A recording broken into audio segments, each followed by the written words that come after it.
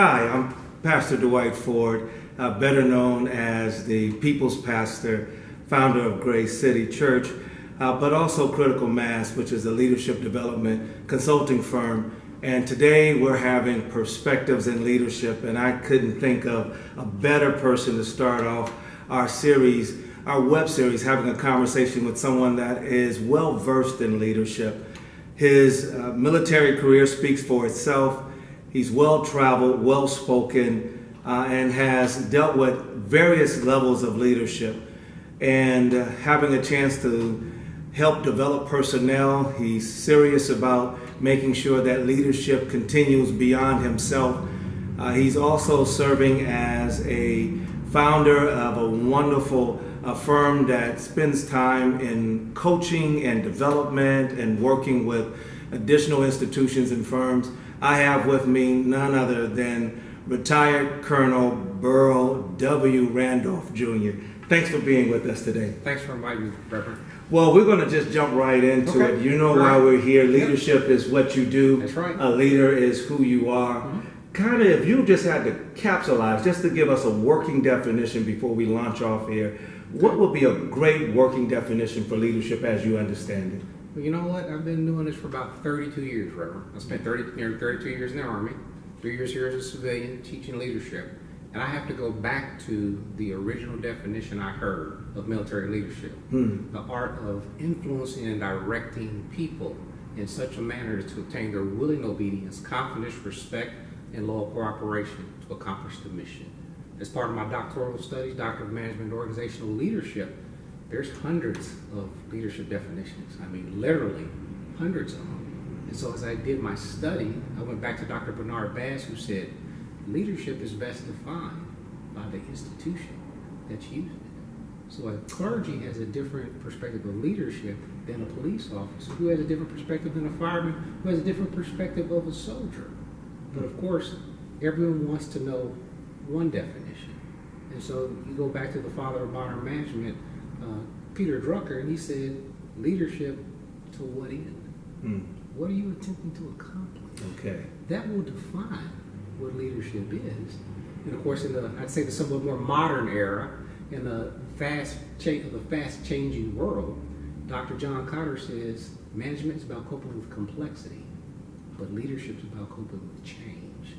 And so as I went through all those definitions, I went back to the original definition about leadership that I learned, and that was that military definition. I'd alter it just a little bit. I would add art and science. Okay. Because when we talk about art, talk about open-mindedness. When we talk about science, talk about consistency. Sure. So if you came into your congregation every week and you did something completely and totally different, it'd probably throw off a little bit. Right. That might be artsy, but it wouldn't be consistent. So I think you need a little bit of science, and I would take out the word military. Okay. Because I think that influence, willing obedience, confidence, respect, loyal cooperation, you would need that in any industry you're in. Any industry. So I think that particular definition fit back in 1966 when it was put out by the military, back in 1983 when I joined the military, and here in 2017 as we're having this conversation. Wow, so what you gave is a wonderful kind of wide view of how leadership can be considered, whether clergy, whether police officers, and of course, United States Army. In your experience, both inside the military and out, as you deal with people and mission, all of us have some sense of a goal set or a mission that we're trying to accomplish. What are the biggest challenges, if you could only list three of them, the biggest challenges to effective leadership? One is influence. It's not as much about power as it is about influence. I had to explain to battalion commanders, which are lieutenant colonel type CEOs when I was in the Army, that don't confuse your position with my rank. Because when you're done being a battalion commander, I'll still be a colonel. And my influence is what will get me places that you can't go. So that's one thing. People think it's about power. No, it's about the way you influence people. The second thing would be relationships. Okay. It may sound cliche, but people gravitate to people that either they like, they think they're going to like, and most definitely they respect. But we don't want to establish a relationship because we're too busy trying to have power over people. So you talk about influence, you talk about relationships, and not having a personal idea of what a leader is or does. We believe that, again, because we're the leader, we're anointed as opposed to appointed. Okay. Well, listen, you've caught those three very fundamental challenges, and I wanted him to get off to a very quick start. But we're going to come right back. Don't go anywhere, because I want you to catch not only the challenges to leadership, but some solutions as well. And we're going to talk about his company. We're going to have a good sit down and a conversation about where do we go from here with this idea of coaching. Is that for us? Is that for you? Let's have a serious conversation about it. We'll be right back. Thanks.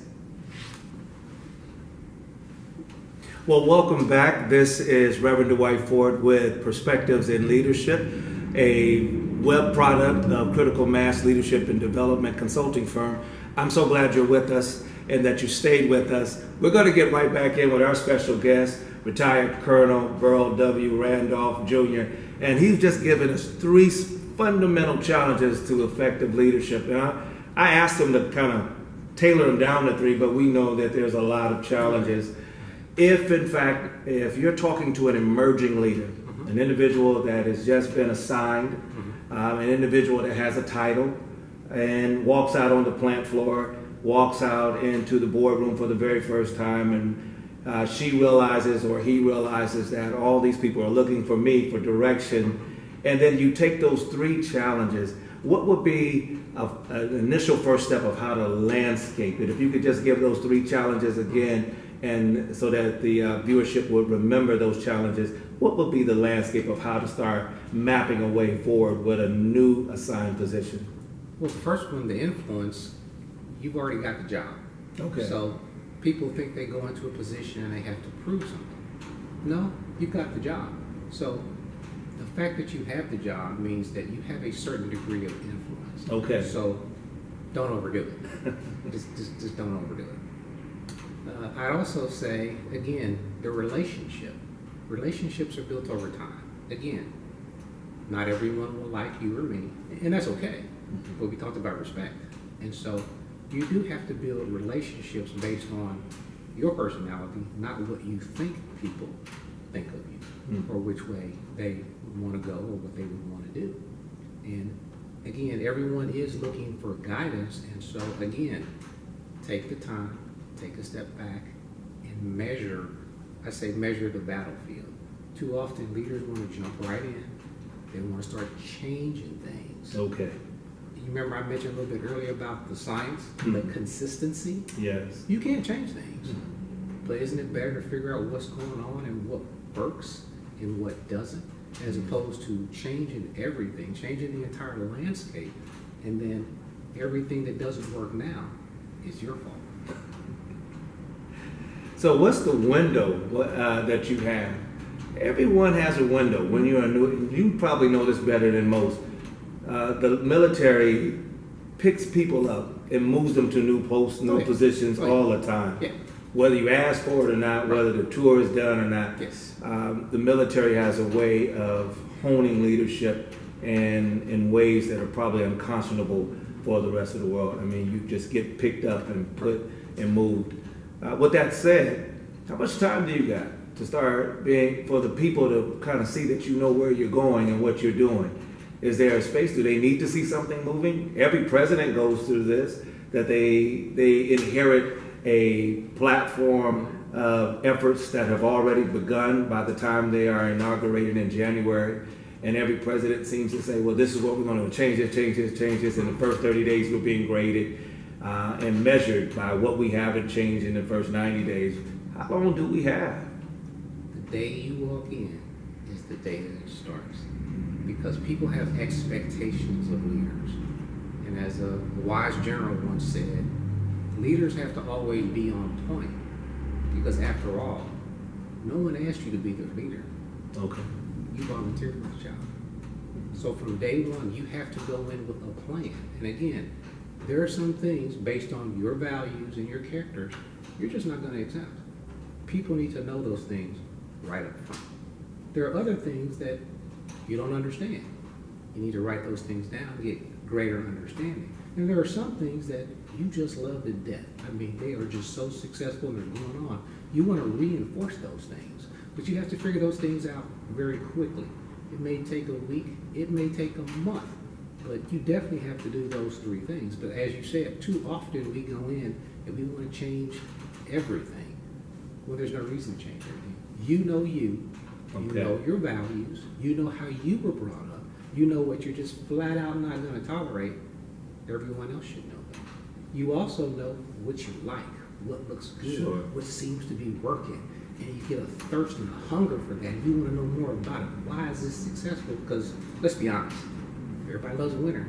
Sure. So you want to keep on winning. But there's just some things you just don't understand. And so those are the things you want to delve into and ask, hey, why are we doing it this way? And someone gives you a very educated and articulate reason for why they're doing it that way, and you continue to do it. Or it's the standard, well, we've always done it that way. You might want to think twice about continuing on down that trail because it might not be the right trail or the right trail for you. Sure. So as soon as you get in, again, those three things can be done very easily. And then, of course, your first 90 days, you are definitely measured, graded, looked at, looked upon. And I always take my first 90 days as my greatest and my shortest learning period because I get as much as I can get in those first 90 days. And then if I make changes, it's in increments of 90 days after that. Oh, so you actually use the 90 days as a tool of measure.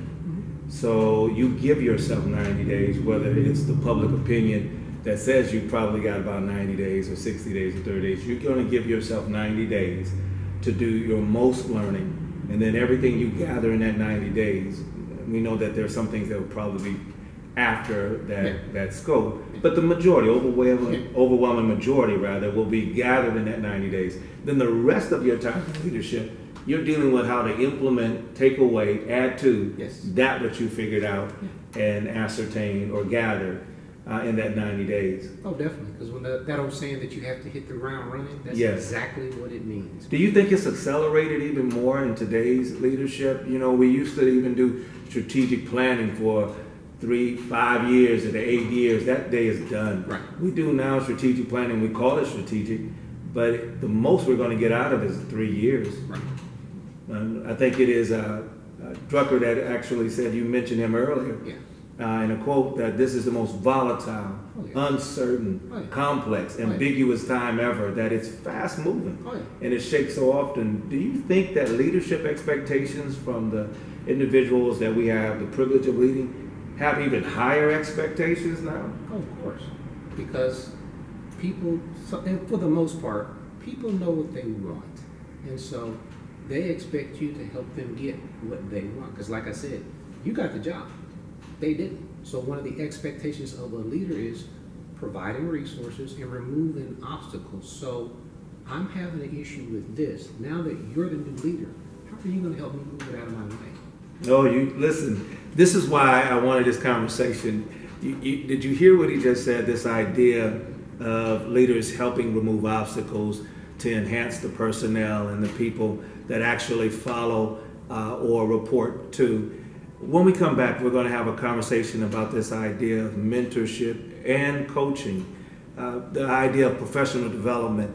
And maybe you're a leader that has been having questions about maybe your company or organization, nonprofit or church doesn't have a big budget for professional development. And you've been dying literally to say, I would go to that, or I need enhanced training so I can perform better or exercise gifts and abilities and talents and expertise that I haven't. When we come back, the Colonel is going to walk us through, if I still may call you Colonel, I know sometimes it kind of hangs on being in that world myself for a period of time. But Mr. Randolph is going to give us some insights on what should we be really thinking about when we get ready to start moving up the ladder, and whatever that ladder leads to. in whatever industry you're in. But stay with us. We'll be right back with more perspectives in leadership. Thanks.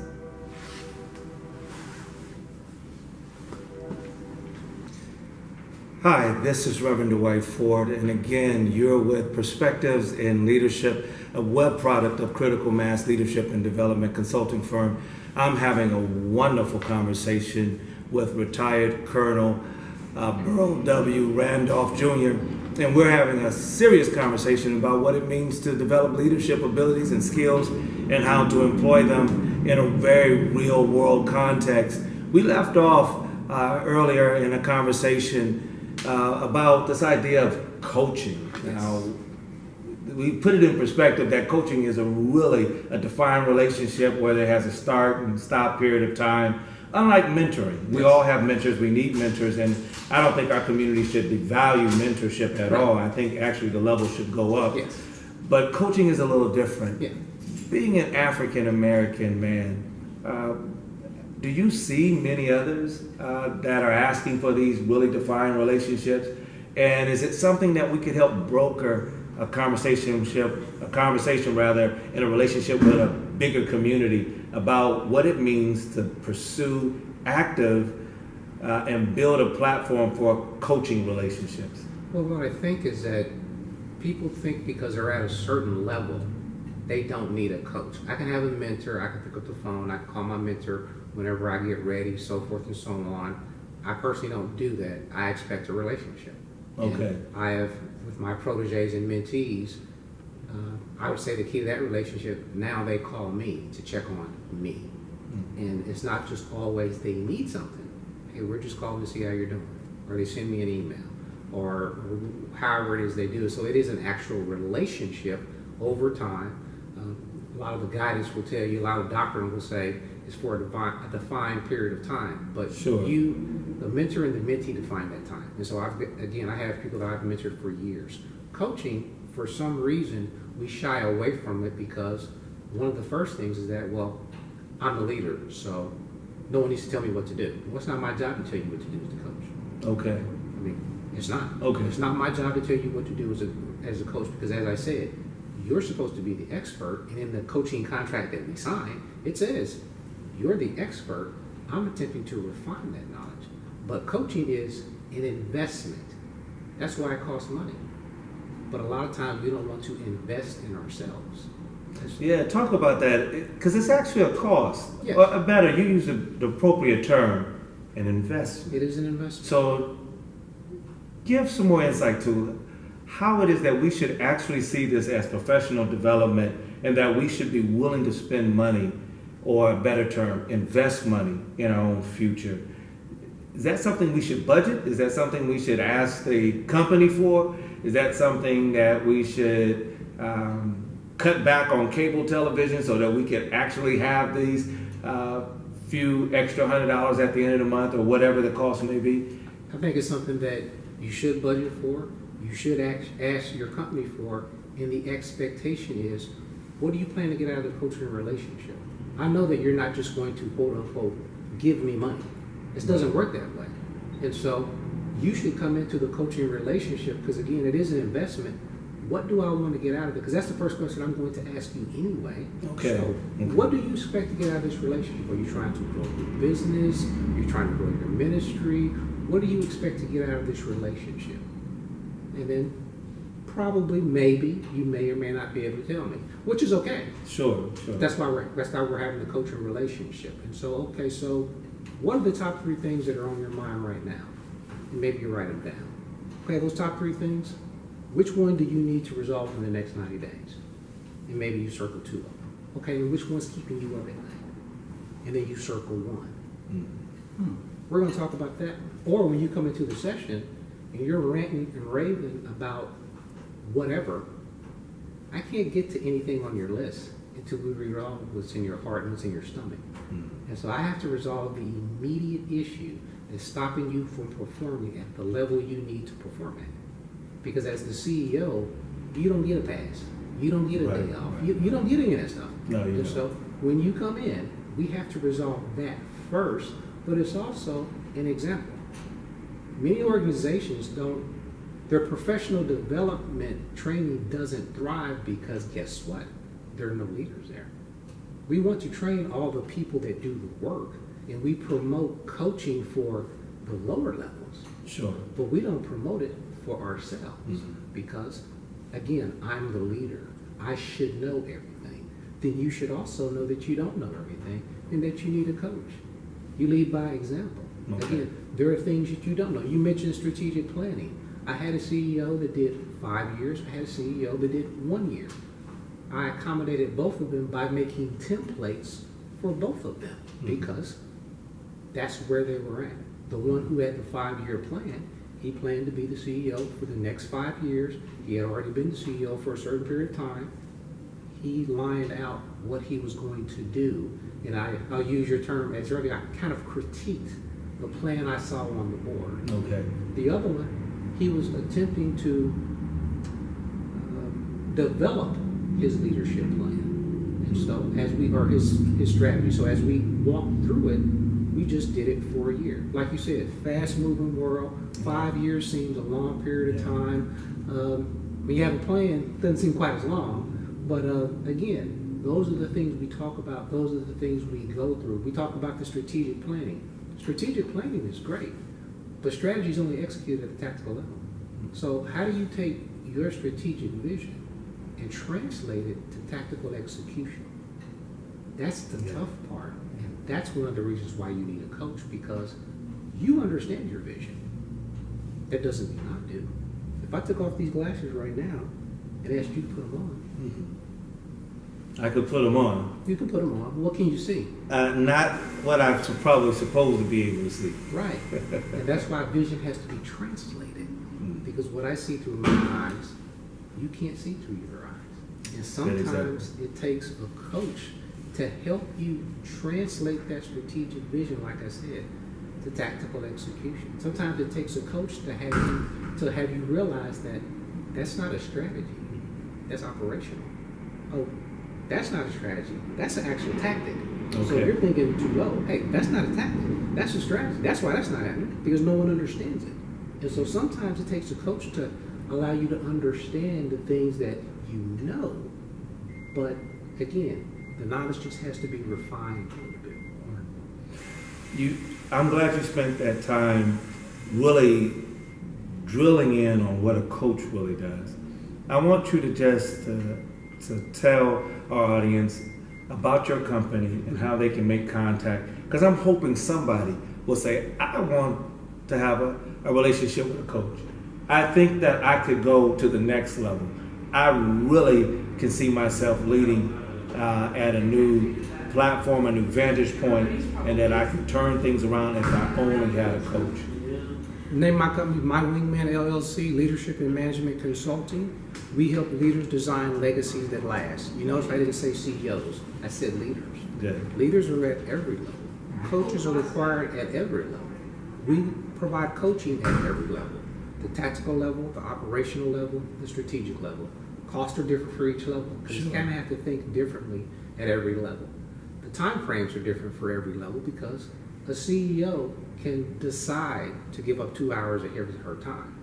Right. A more junior production manager, they don't have 2 hours to give up. No. I may only be able to do an hour and a half max.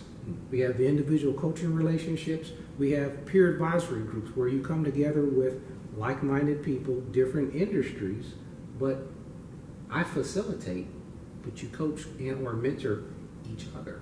We don't do enough of that. We don't do enough of those.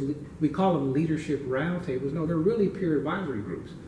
You don't come together just to listen. You come together to solve issues.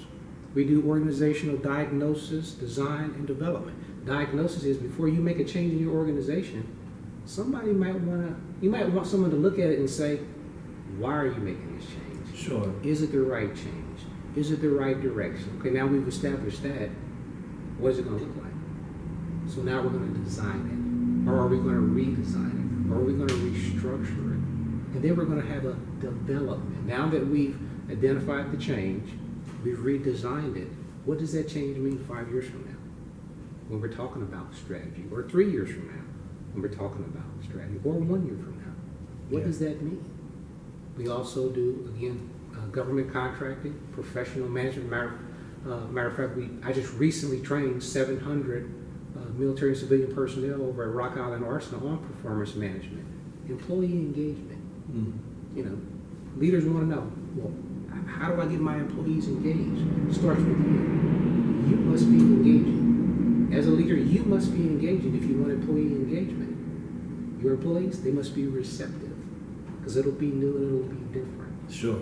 Feedback, continuous monitoring, evaluations, all those things roll up for a better organization. And also writing services. As I mentioned earlier, everything has to be written down, because what's up here is great, but once it gets put on paper, people will actually do what they put on paper before what they think. And so we have writing services. Can God Trust You with Trouble was the first book I helped write, the story of Pastor Stanley Moore, and No Disruptions, a new look at the manufacturing process. Andrea Olson is the author of that one. I edited that book for her. So Wonderful. We do quite a few things at I would consider reasonable prices. Sure. Free consult for the first, I used to say the first 30 minutes, but I've never talked to anybody less than an hour. So I can give an hour of my time to sit down and have a conversation with someone to take them where they want to go, to help them build their legacy, to help them design a legacy that lasts. How do they get in touch with you? Because somebody is writing that stuff down right now and saying, My Wingman LLC. And before they even have a chance to try to take their cell phone out and find you, go ahead and give them at least a contact. I'll go ahead and turn this around a little bit so maybe they can see the email address, Burrell, BURL, at mywingman, MYWING, man, LLC.com. Email address, and of course, mywingmanllc.com is the website address. Yes. Toll-free number, just in case, 1-866-242-2260, and of course my cell phone number 703-655-8960, because you know we don't change cell phone numbers just because we move. So I don't want anyone here in the Quad Cities to think that I can't be reached. I can be reached either way. Listen, we've had a great time of really digging in deep to what leadership could look like, leadership development through coaching and mentoring, working through a working definition of leadership, and how we are never going to detach people from mission. They go together. Yes. And how do we remove the obstacles for people to enhance their ability to learn and grow and exercise their best selves while they're with us, assisting in the accomplishment of mission.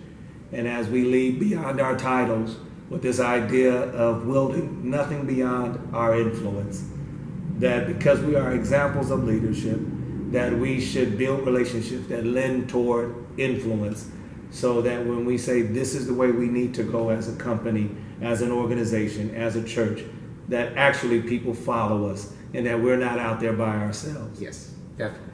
So again, I can't help but to say thank you to Burrell. Thank you. You've been both a friend and a colleague. He's going to be a guest speaker at our Critical Mass Global Leadership Conference. I almost said global mass, and it will be a mass of global citizens. But he's going to be one of our featured keynote speakers. He'll be doing a breakout session on some of the same stuff and expanding it. So if you're coming and you say, I really want to have a world perspective that allows me to see myself as a global citizen, but also as a global leader, that I understand other people, that I understand how to have a good base belief in myself and the community that I come from, and that the world has been looking for me, and here I am. This has been Perspectives in Leadership with Reverend Dwight Ford, and this is a web product of Critical Mass, and our leadership development consulting firm is available to all that would like to have a conversation with us. Just take a look at the final edits on this video, and you'll get all of our information. Thank you for being with us, and look forward to talking with you again real soon. Thanks.